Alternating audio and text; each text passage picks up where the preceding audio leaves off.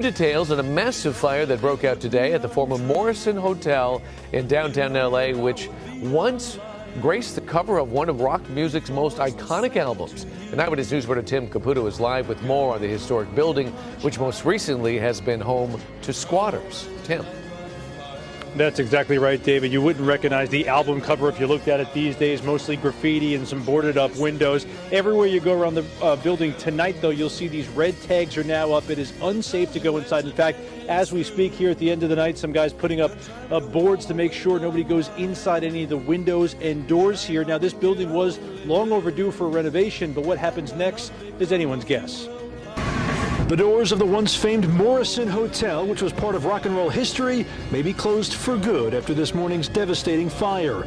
Well, after the break of day, around 10:30, the first flashes of flames could be seen up on the 4th floor. It was hot, and the flames were ripping through those windows. The 50,000 square foot building at Pico and Hope has been officially vacant for more than a decade, but also apparently still home to many squatters. One person even captured on video being rescued from a fire escape as crews made sure no one was left inside. All the people that were inside this building are believed to be unhoused. There were dozens of people inside the building that self-evacuated for the most part. None of them have come forward reporting any injuries to us. It hasn't looked like this in forever, but this photo was sneakily taken of Jim Morrison in the doors at the hotel and then was used as the cover of their album released in 1970, fittingly called Morrison Hotel. For the Doors, the album may not have been better than all the rest, but the cover was one of their most iconic, and many were hoping that legend would live on with this building. I moved here from San Francisco, and over there we have like a lot of historical buildings as well.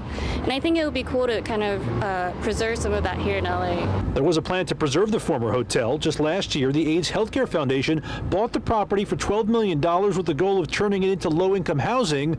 After today's fire, that plan is at a minimum delayed. It's nothing but like more expensive apartments around here, so that would have really helped a lot of people out. There was little waiting for the fire department to come along, dousing the rooftop from multiple angles, but no one could save this burning building.